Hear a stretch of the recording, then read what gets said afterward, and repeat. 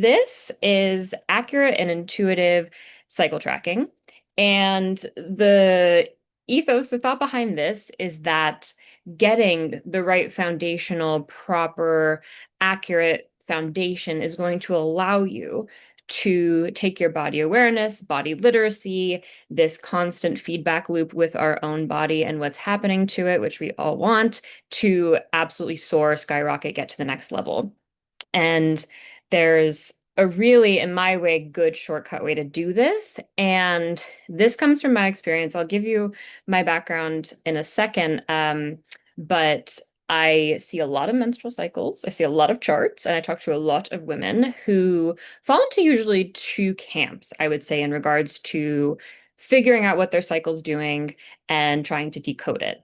And there's the first version I like to call it is the tracker. And I say tracker in quotes, not to be dismissive, but because often what this entails is just logging period start date inside Flow, Clue, or another algorithm-based app. And then that's it. And that's all fine and good. Like that is where you have to start. That is an amazing entry in this world. And cycle length, period length are two of six. We'll cover six different parameters and pieces of a healthy cycle that I look at when I'm evaluating someone's hormonal health, the health of their cycle, fertility, etc. So, like I said, it's an amazing start, but what it doesn't come with is it doesn't give you confirmed, reliable tracking methods to show if ovulation is happening, when it's happening. You don't really get good insight into what different hormones are doing. Are they doing the jobs they're supposed to at the right times they're supposed to? Is there a mismatch?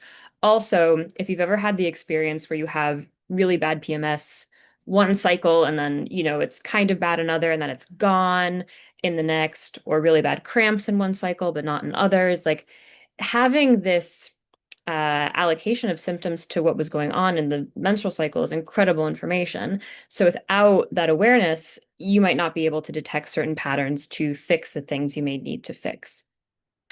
Often, though, women in this tracker category, you could probably feel your way through a lot of things. Like you probably do have a really good baseline of interoception anyway. Often women know when they're ovulating and like what side. I hear like, oh, it's definitely my left ovary this month, which is incredible. This will give you more juice behind that. This will give you the validation because it's one thing to feel it and kind of be like, oh, I think that's happening. But to have the confirmation with the data strengthens that interoception so that going forward, you can actually start to pick up even more minute changes in your cycle. So it's a muscle building that we're doing here. And when you're building a muscle, having data to start with is the thing that's going to make it stronger. It's okay to kind of just vibe your way through a cycle, but I don't actually think we should stay there. I think we need the strong foundation to get where we want to go. And then the other side of this is more, I would say, kind of really in the trying to conceive camp, where we're in data overload. This is like, I need to micromanage my chart. I can't stay up or drink anything. My BBT is going to be, basal body temperature is going to be ruined. If there even is a slight deviation or anomaly, this is cause for concern, and you're digging on Reddit for answers. And I know I talked a lot. I'm sure you've heard me either say it or in the event description how this is so closely related to our nervous system health. So if you look at like the first side of this, if it's on a spectrum, I would say this tracking, so like trying to be aware but not really sure what you should be aware of. This is a nervous system response of kind of unease. This is like, I don't know what I should be paying attention to. It's a little unsure. It feels kind of lower stability versus the data overload side. This is very hypervigilant. This is chronic activation. This is looking for what's going wrong? How do I fix it? So there is a happy medium to be had here. And that's what I want to talk about today. There's one where you can know everything that's going on factually, and then also have a relaxed, structured framework and this kind of curious, experimental approach to being in conversation with your health, which is how I like to talk about it. So, um, a bit about me if we haven't met. It's very nice to meet you. I like to give just a short background about where I came from and why I'm here, but I have a background in science. I'm a trained scientist. I have a bachelor's in biology, master's in nutrition science. And despite all that, I had no clue about how my period worked, my fertility was going to work, hormonal health, any of those things.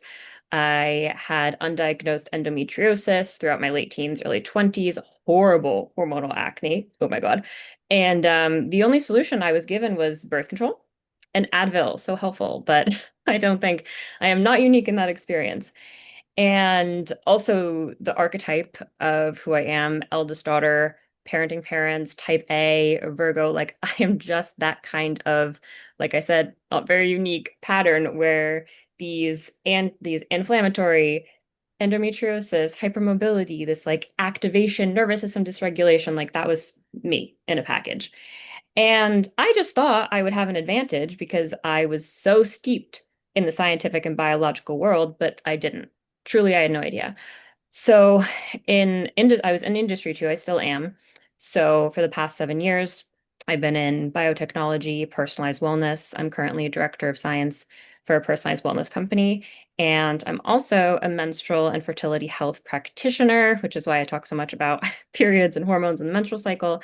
And also like newly minted or like newly out in the world, trained intuitive. So what that means is I've always been obsessed with this idea of how come I can follow every evidence-based protocol when I know it's something's going on and I can give them the right supplements and give them the right foods to eat, but things aren't changing or they aren't sticking. We're half physical, half energetic. So it was imperative for me to include this emotional, energetic side in everything I do. And that's why I've called this accurate and intuitive cycle tracking, because that's how I want other people to feel that way as well. This isn't flippantly spiritual. I try to ground everything I do in the evidence base and make you feel very confident and comfortable about what your body's doing and what it's communicating, but then having a very comprehensive way to decode it. I'm really interested in that precision. So it's also so important to start off with why we should care so much about your menstrual cycle and what it's doing. And also, when I was talking about the nervous system, the reason they're so connected, inextricably so, is because our body systems exist in a hierarchy.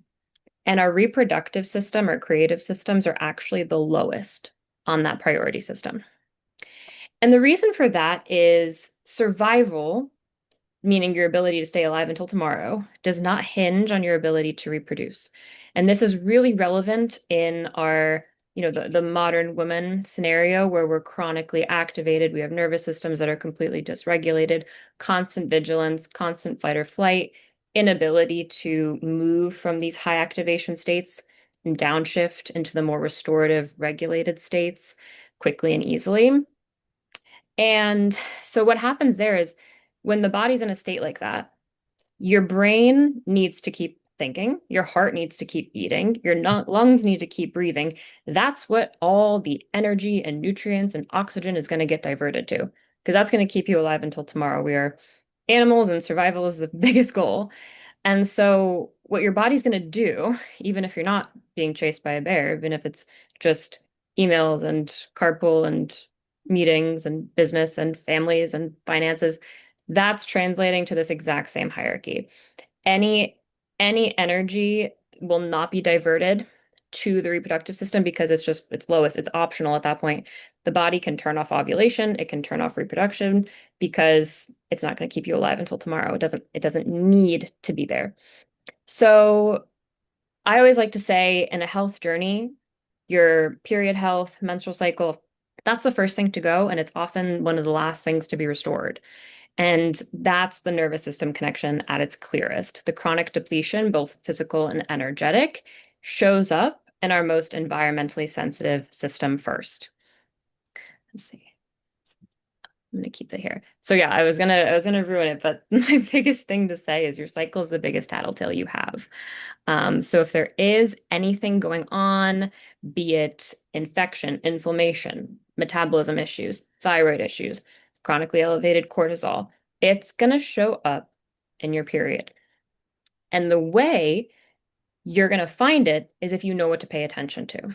So like everything, this exists on a scale. And we have chronically depleted to fully resourced, and all of us are sitting somewhere along the spectrum. And so, what I mean by your cycle is your biggest tattletale is anything that's going on is going to really tell you where you sit on top and on this scale. So, chronically depleted, this would most obviously be, your period's totally gone, or you're skipping it. Like there are some months it's there, some months you don't get it.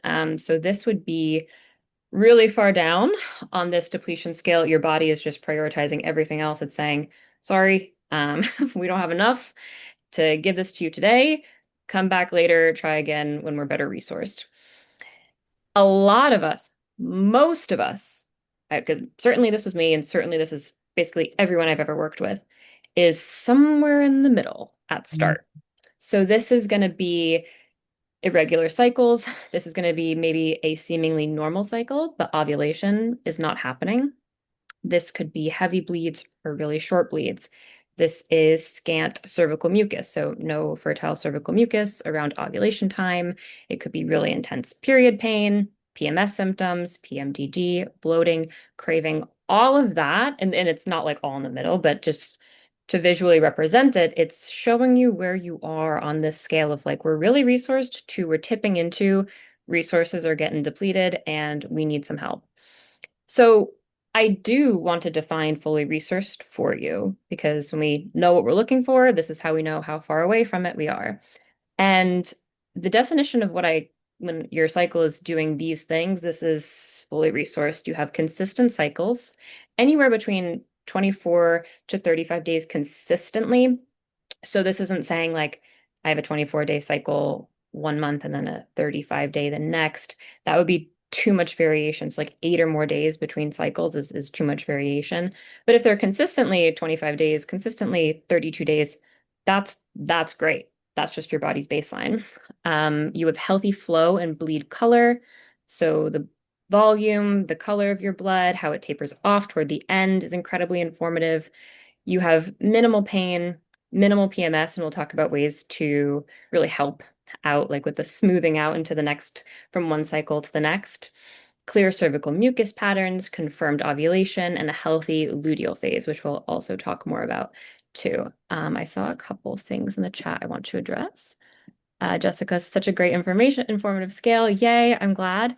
Michelle, does this shift happen in perimenopause? Excellent question. So there are changes that are unique to perimenopause. The first being your periods. You may notice the cycles are shortening.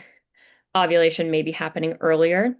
And also there could be more erratic. So we all have this image of our head of like perimenopause being this nice decline of hormones, but actually it can be quite erratic. And that's definitely not the case. It's not a nice smooth trend down. But paying attention to the things that were Michelle's like, yes, yes, yes. Paying attention to the things that we're going to talk about, those 6 cycle parameters are going to give you information on every single one of those. And I believe deeply, even in perimenopause, they can be addressed, improved, potentially even resolved. So, excellent question. I'm glad you stuck that in.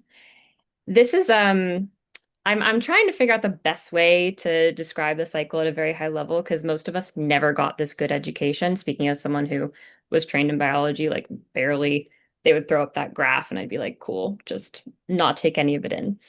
But I want to give it to you in the phases that are going to mean something to you the most and that you can have actionable ways to use this.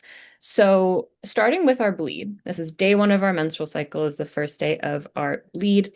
We're in our follicular state at this point. So you can think about ovulation as being the star. Like everything our hormones do for reproduction is to ovulate. So we call it the menstrual cycle. It's a bit of a misnomer. It really should be called the ovulatory cycle. The goal is not to menstruate, the goal is to ovulate. So I've spliced it a bit into pre-ovulatory, post-ovulatory for ease. In pre-ovulatory, starting the first day of your bleed, to the day of ovulation itself. This is when, even while we're bleeding, the brain is telling the ovary, okay, guys, like let's get that next group of eggs ready to go. So it's a signal for the next cohort of eggs to start developing. When we get closer to ovulation, this is what we call the fertile window. So the fertile window is the 5 days before and the day of ovulation itself. And I want to sit with this for a bit because often it's confusing. If ovulation is a 1 day event, it happens, it's a one-time thing, and the egg lives for 12 to 24 hours, how can we have a 5 day fertile window? Well, the answer to that is because of cervical mucus. So we start producing fertile cervical mucus in the pre-ovulatory window, and there are ways to track that and what the different mucus like colors and consistencies and volumes mean. But I'm not complicating that there just yet. But what's happening with that cervical mucus is that's the stuff that allows sperm to survive for up to 5 days. So the life cycle of sperm in cervical fluid is 5 days. That's where we get the 5 days from. Meaning if you have unprotected sex any time in that window, meaning the 5 days before you ovulate, anything that's there, like the cervix literally has little crypts that the sperm can chill in, like sperm hotels. It can keep them alive and chilling in the hotels for up to 5 days before ovulation. So if any are there and they're alive, this is where conception can happen. That's why that's the case, even though ovulation, 1 day event, egg is only sticking around for 12 to 24 hours, and then she leaves the building. Once we ovulate, the egg has left the ovary, it travels into the fallopian tube, but it leaves behind a structure, kind of like a shell. And this sac that's left behind in the ovary from the ovulated egg is is the thing that kicks off the progesterone in our luteal phase, and it's called the corpus luteum. So that's where the word luteal comes from. And then, oh, I didn't say, follicular is when the follicles are developing, so baby eggs. So this is where we get follicular, and then the structure the egg leaves behind is luteal, corpus luteum. That's where we get that word from. And the length of this phase in a healthy cycle should be anywhere from 12 to 14 days. So knowing your luteal phase length is an incredible biomarker of health. And that's because the life cycle of that corpus luteum should be at least 12 to 14 days, could be even longer. But when it's not healthy, when it drops off too soon, this is where we start getting PMS symptoms. This is where we get those crashes. It just means we're not making enough progesterone to sustain us to the next cycle. And then if the egg is not fertilized at the end of that 12 to 14 days, our period will come and the cycle starts anew. And I want to chat a bit about this fertile, infertile, relatively fertile markings I have here. And I'll start here. Once we ovulate and the egg has left the building, this phase of our cycle is completely infertile. Pregnancy is impossible. And that's because there's nothing to fertilize. So it's very jarring, I think, for us to hear that we're infertile most of the cycle, most of the month, most of our life, because we're taught every time we have unprotected sex, we're going to get pregnant and die. And it's like so dramatic that to actually learn, oh, no, no, no, this is actually a very specified time and it's impossible post ovulation. Definitely possible during this fertile window. And we use cervical mucus to really help us narrow down and identify that timing. So useful for both trying to avoid conception and trying to conceive, for both birth control and trying to get pregnant. And the pre-ovulatory, so this is like when you're bleeding and then you're like kind of waiting for ovulation to happen. I call this relatively infertile for the following reason. These days are guilty until proven innocent. So it's backwards from a court of law. If you don't see cervical mucus, this is an indication you're potentially not in your fertile window yet, but it's not a guarantee. So there are the method that I teach in cycle tracking, it's called symptothermal method. It comes with its own rules, and it gives you a good way to sort of cut off where we, in the absence of concrete information, what do we consider fertile? What do we consider not fertile? So that's just what that means. Guilty until proven innocent, just for the purposes of identifying fertility. So I mentioned that there were 6 parameters of a healthy cycle. Whenever I'm teaching someone charting, reviewing their chart, trying to figure out what exactly, if they know they have something hormonally off, what is that thing? These are the tattletale givers. So first, like we mentioned earlier, cycle length. This is going to tell me how well your ovaries are communicating with your brain. Like, is it consistent? Is it happening timely? Can we predict it really well? Is there irregularity? That's an incredible just baseline marker. A lot of people already have this one, which is great. The next, like we've also mentioned, is your bleed length and bleed quality. This is going to tell us how efficiently the body is building up and releasing the uterine lining. So, for instance, if it's a really, really light period, you might not be getting enough progesterone to develop a really thick, nutrient-rich, oxygen-rich uterine lining, which would be really important to know if you were trying to conceive. Also, if you have an extremely heavy period, this could be prolonged estrogen exposure, which is our builder hormone, and ovulation's actually happening either not at all or very late in the cycle. So you're just like building, building, building the uterine lining. And that's contributing to like a very, very heavy bleed by the time your period comes around. We also want to know like what's your pre-ovulatory phase, what's the length of it, what's happening during it. That's going to tell us how well your body is preparing to release an egg. We want to look at your cervical mucus pattern. So in that fertile window, this is going to tell us what your fertility hormones are doing in real time. I always say your estrogen, which your follicles are kicking off as they're growing, preparing to ovulate. The estrogen is the thing that tells our body to make cervical mucus. So if you don't have a lot of cervical mucus, it could be a couple things, but the main one is it could be insufficiency in estrogen. So that's an incredible thing to look for. Your mucus is a proxy, essentially, for your estrogen levels. So it's like a free hormone test without having to spend any money. Then we also want to know about ovulation. That is absolutely an incredibly important parameter of a healthy cycle. Is it happening, first of all? And when is it happening? Because this will tell us if your body is successfully releasing an egg, because a period doesn't guarantee ovulation happened. So very common. Again, this means you're on that spectrum of moving from fully resourced to depletion, where your cycle is the same length. It's coming like clockwork. You're having this bleed, but it's possible to have that without ovulation occurring, which is very surprising for a lot of people. And then lastly, the luteal phase length. This is an incredibly important one. This is the time from the day of ovulation to the start of your next period.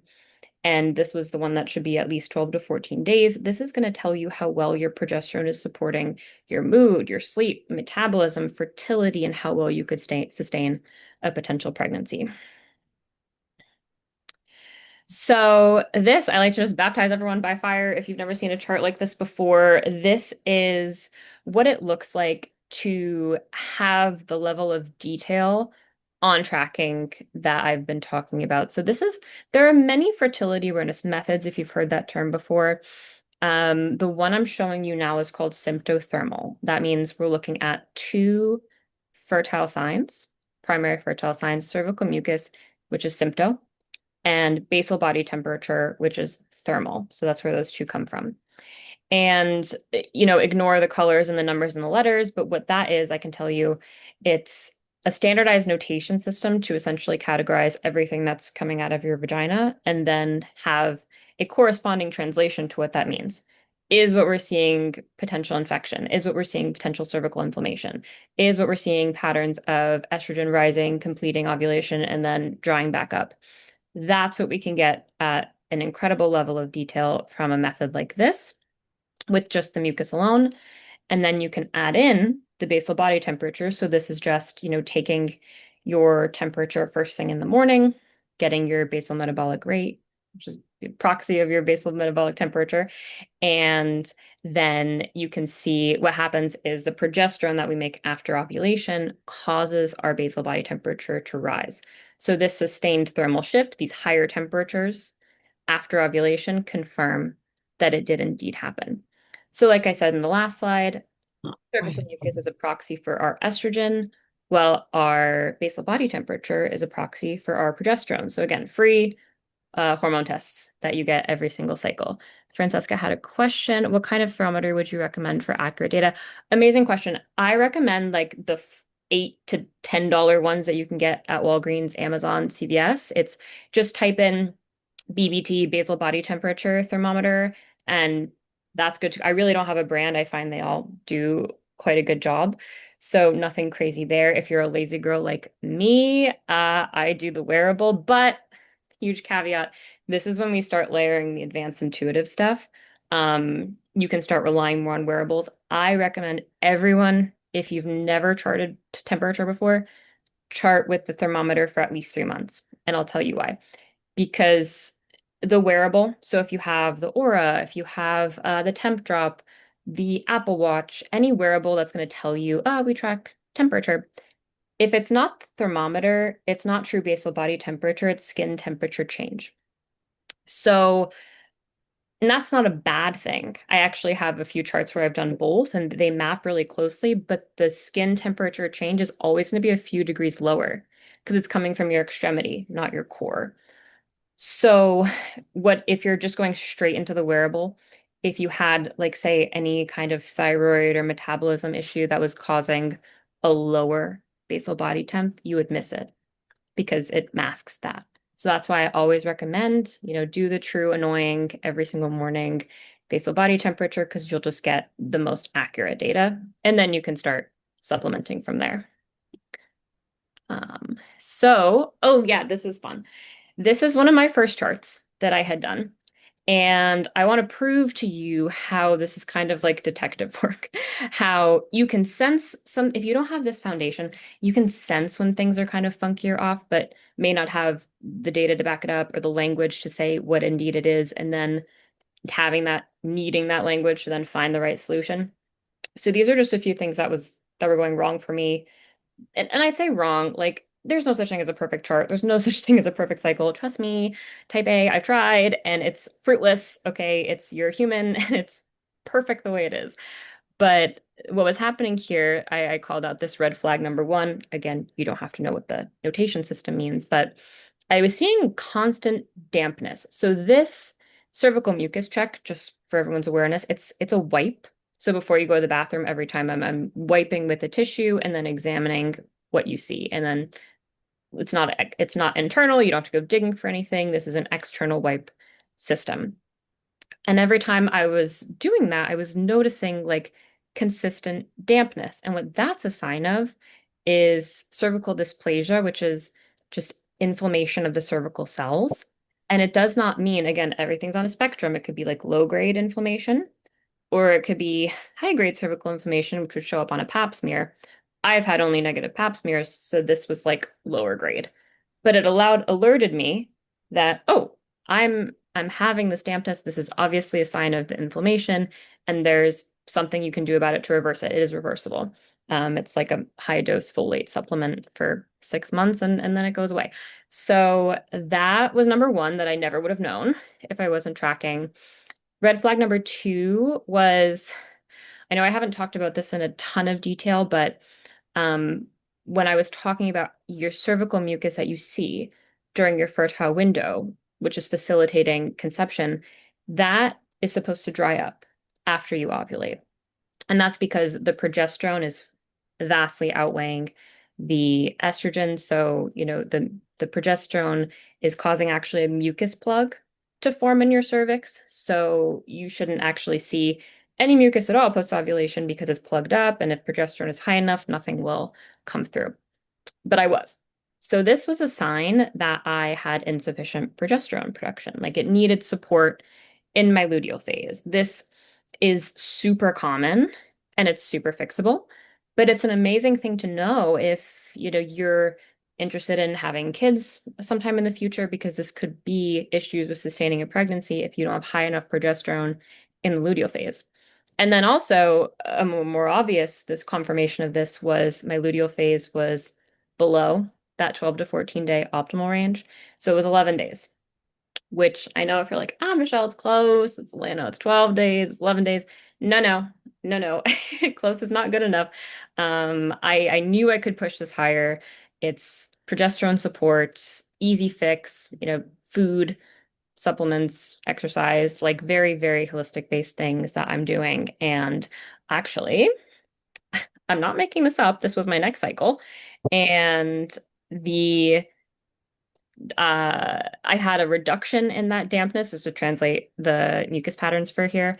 And then the green means I wasn't seeing cervical mucus. So after ovulation, this is when I ovulated because you can see I had the increase in temperature. So ovulation is the day before that. Ovulated this day. I had this nice fertile cervical mucus that I was seeing. No, the pink meant I saw cervical mucus. None of that this next cycle, and I had a 12-day luteal phase.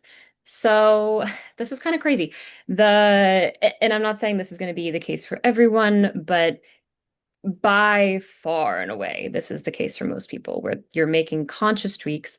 They're very targeted to any issue you're seeing that you start to see improvements, if not the next cycle, within 3 to 4 cycles.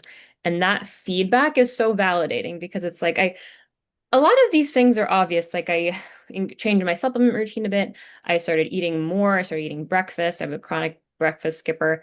Um, I switched to decaf for a cycle. And that was actually the cycle.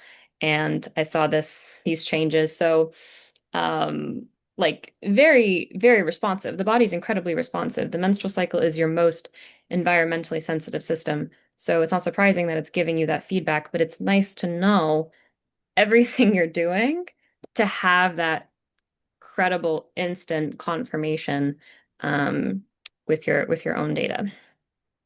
So the tipping point I would say I experienced recently is I charted like this for a year and a half. And I taught this system many, many times to different women, and I stand by it. I love it.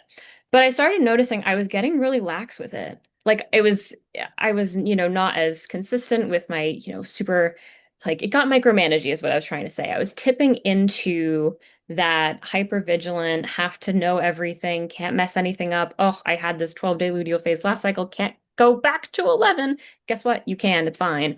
And you'll know if you do. But I was getting into that mentality. So, where I want to move how I teach this now is give you the foundation, give you the ability, but then pull you back into your body. Because now I'm so good at this. Like, I I am still looking at my cervical mucus. I am still tracking my temperature via wearable, so it's more in the background. But if anything funky is happening, if any anomaly is happening, I have a strong framework to fall back on and then a decode for it. So this is always in my back pocket. It's just not the same on a pedestal that I had put it before, which is, I think, a hypervigilance of health that a lot of us can get into when you're so deep in the wellness world. Like, it's not about what's good, what's bad anymore. It's about not messing up your perfect routine. So we gotta find our balance again. And so you'll know you've graduated from that.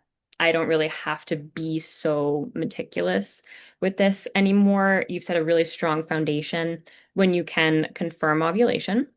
And that's done via both cervical mucus pattern and seeing that thermal shift.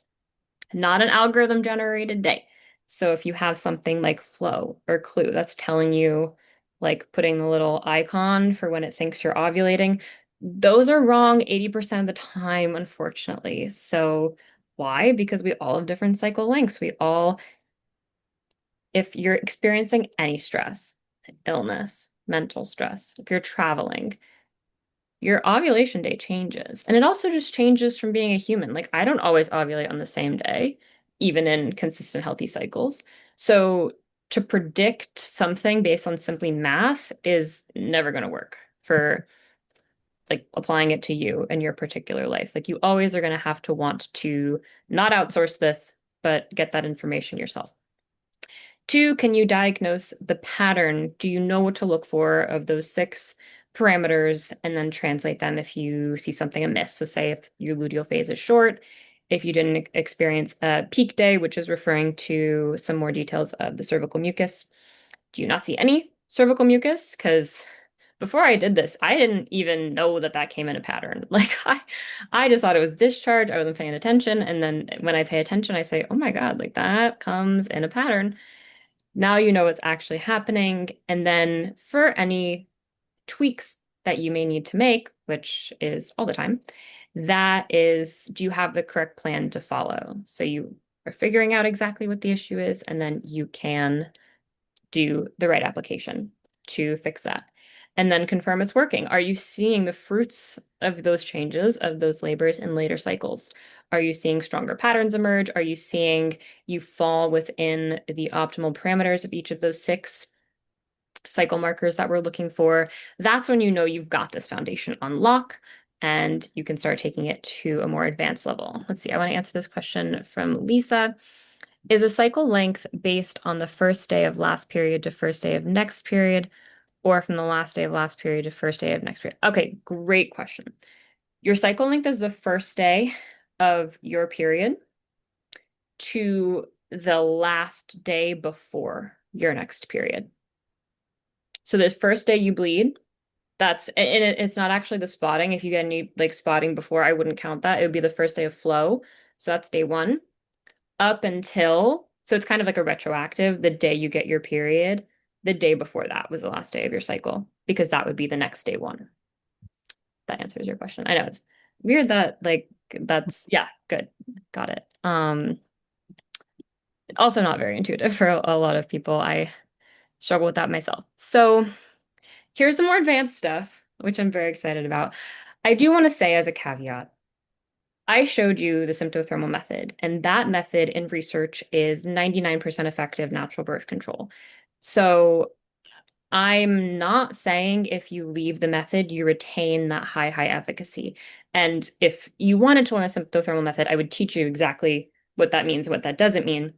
But I don't want to seem like I'm telling you you could have the exact same thing if you leave the method behind. If you leave the method behind, you leave the method behind. But to be perfectly anecdotal with you, like I have sort of been relaxing the method, and my husband and I are not we're not trying to conceive, but we're not using protection, and I'm not worried at all. I'm fully confident I know what I'm doing.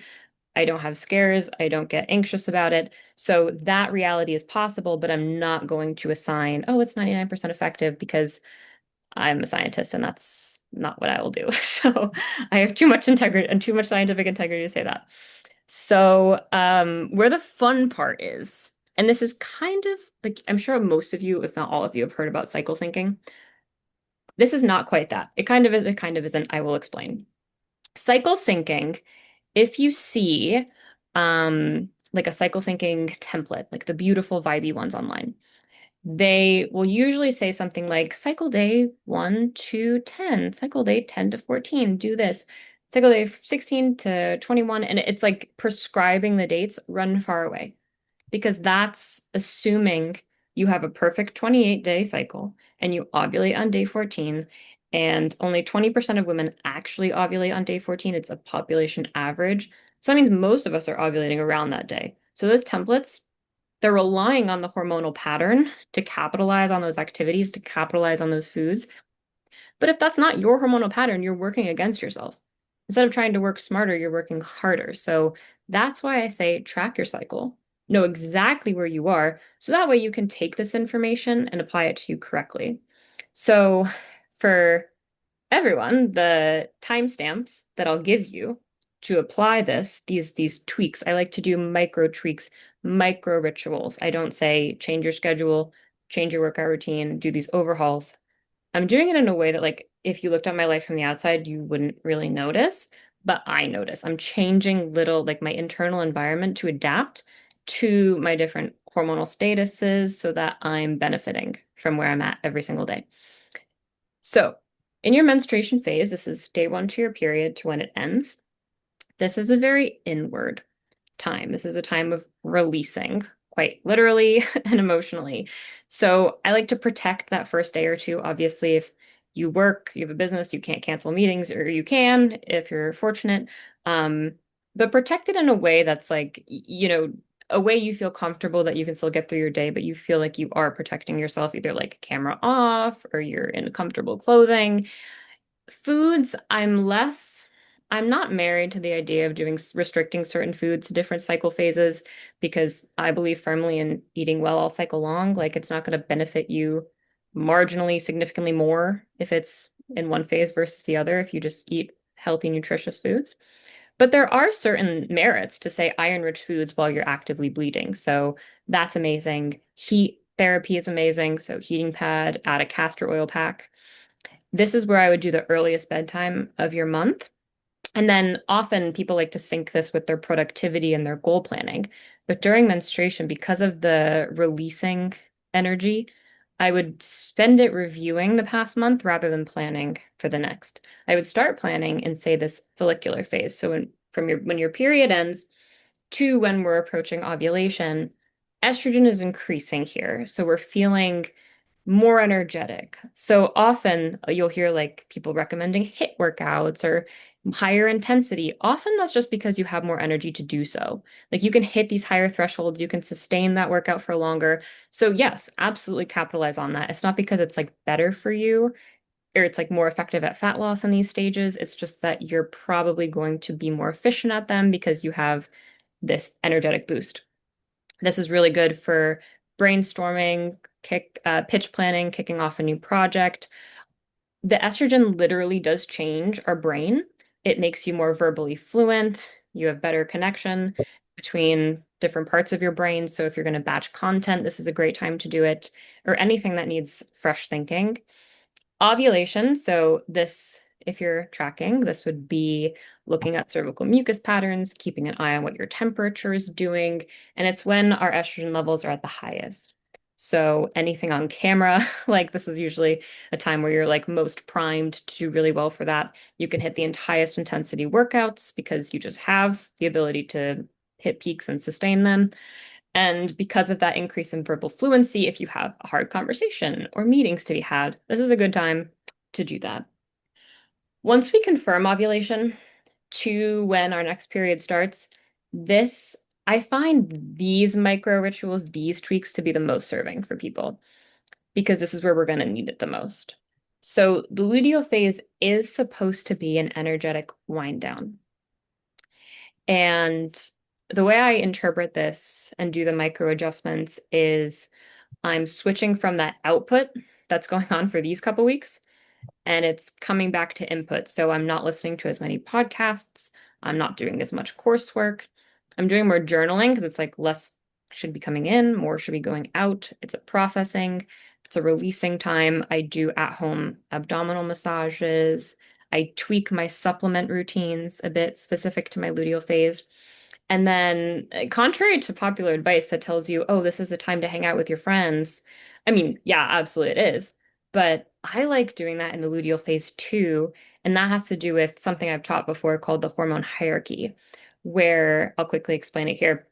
The oxytocin we get from bonding, from social connection, it is like the highest, again, another hierarchy where like that will be so supportive for not only a regulated nervous system, but increasing the production of estrogen, progesterone, because we need that progesterone to like keep us calm and happy and smooth until the next cycle.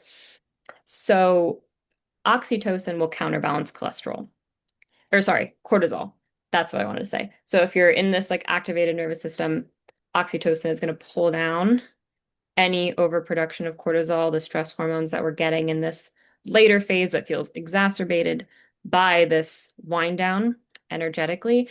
And then also heat therapy is a good thing to start here too. So warm foods, stewed meats, teas, these are all amazing to make sure, just like again, micro rituals, micro adjustments in a way that's honoring the ebbs and flows of where you're at each cycle. Okay, amazing. So the reason I'm saying all this and that I believe so firmly in this is because increasing your body awareness and making these micro adjustments are increasing your interoception, so how well you can feel everything that's going on, your intuition, and it will calm your nervous system because that clear communication pulls us out of hypervigilance and puts us in like solution mode. So instead of being unsure and unaware and like, oh, maybe something horrible is happening that I don't know about, it's actually, "Ah, I know everything that's happening. What was my cycle saying this month? I have a framework that I can fall back on. I have solutions. It's very ease, joy-based, it's calm. It's a much smoother experience than to not have it. So I've been chatting about intuition a bit, but again, this is very scientific in my eyes too. So we know, actually, this has been MIT had a really great like visual study where they were showing how the brain communicates neuron to neuron via light. And that light, which if you think about it, any neuronal communication is our thoughts, our beliefs. These are the things that are dictating what neurotransmitters get produced, which hormones get produced, and when, what enzymes to make. And this light, via our thoughts, via our beliefs, these are the energetic blueprints for our physical bodies. So the piece that I've added, learning to read that light accurately via intuition, is a profound advantage to all this like evidence-based work, understanding what the literature is saying and applying it. Like that's work I believe in too. And it's bridging the two to essentially increase the efficacy, the personalization, and the confidence in anything that you're doing for your hormonal health. Okay. Oh, there was a question again. Okay. Lisa says, what are your thoughts on seed cycling during the different phases? I keep hearing about this a lot. Great question. I've heard about this a lot too. I think that that's great. I think that is absolutely great. From what I understand on seed cycling, because I looked into it myself, the different seeds that they recommend are higher in compounds that are supportive to the production of the hormones or metabolizing the certain hormones that are highest at different levels of the cycle. So that's an amazing one to stick in to like the micro rituals because again, it's a small thing, but also what I'm also doing here with the micro things is you're just proving to yourself consistently and in tiny little ways that it's like a worthiness, self-serving, self-love ritual. And that's worth more than any type of food. But I actually think the seeds are legit. I've seen some studies on it too. Not a ton, but enough to make me be like, yeah, that's like scientifically very sound. So I applaud that. Definitely do that if you guys are interested. And this is the other piece too. Actually, you've reminded me. The beauty of having this data every cycle is you're just an experiment machine. Like you can literally you can get the seeds and then be like, okay, I want to see how well these seeds improve my cycle. And then look at your parameters. Did they change? Did they get better? Then the seeds are a wonderful solution for you. Say you do it and you didn't really notice a change, but you feel like you just enjoy doing it. Like that's really good feedback too. So I'm constantly experimenting. Like if I intuitively test and I have read really good things about a supplement, I'll try it. I'll see what it does. If I see an improvement, great. I keep doing it. If not, I say, let me reevaluate if this is something I really want to spend money on or keep doing. So that's actually another thing I would love to impart as well. So with all that, now you know what the accurate tracking requires. So really important to know what a healthy cycle is, because there are definitions of what a healthy cycle is and why it's the body's ultimate like health reporter. The 6 parameters. So if you've paid attention to a few, I would invite you absolutely to start seeing if you can get information on the other ones and why it's so important that that tracking is in place before we can go even with the cycle syncing or the phase specific treatments. Because if you don't know where you are in your cycle, how can you cycle sync? And then, even better, how can you use your unique patterns as an energy map for your life, your health, your productivity, your business, all the things? So, everything today builds the case, I hope, for accurate tracking, setting you up for this advanced, like really incredible body conversation intuition. It's not teaching the full rule set. That's what learning the symptothermal method will do. So if you're interested in learning the symptothermal method, either as, if you want non-hormonal birth control, or if you want to be able to have that strong foundation so that you can kind of step off, but then always have something to fall back on, I do have some next steps for you. If you want to learn more about the tracking method, I have historically taught this one-on-one, and I would work with someone for like 3 to 4 months. We would learn the method in detail. We'd look at every single one of their cycles. And since I've had this sort of like revelation of sorts, I think I'm changing it up a bit. So, but I do want to teach the symptothermal method at least one more time, but to a wider audience. I want to make it more accessible. So instead of like the $3,000 like programs, I would want to do it for like 300. So I'm planning to do this one more time live, and then I'll absolutely record it. But it's really beneficial if you wanted to like ask questions or get your chart reviewed in this teaching scenario. I'm thinking late summer. So probably August time. If this is something you're interested in learning about, learning to do, email me. Send me an email, Michelle at WTTnutrition.com. fertility.com. I'll put it in the chat because I'll gauge interest first and foremost.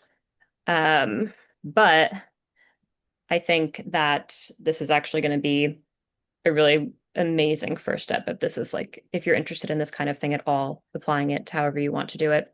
We can also chat if this is right for you because this level of tracking, depending on where you are in your life cycle or your goals, may not be for everyone, but we can absolutely talk about it. So for everyone live, definitely do that if you're interested. Recording too. So if you're watching this recording like soon or far in the future, email me anyway. We'll get that to you.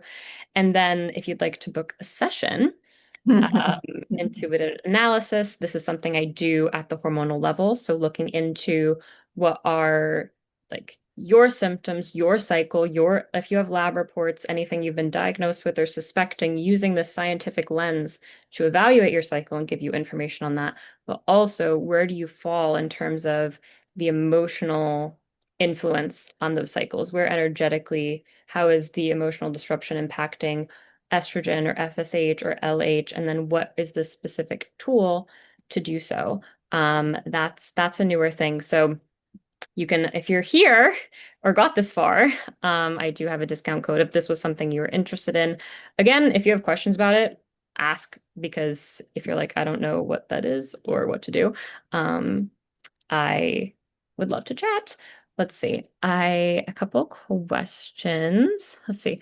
Definitely interested in learning more on tracking for preventative measures, not baby making. Yes. Okay. Same. I love that. We have a lot of trying to avoid, but trying to conceive. Love that. It's the same.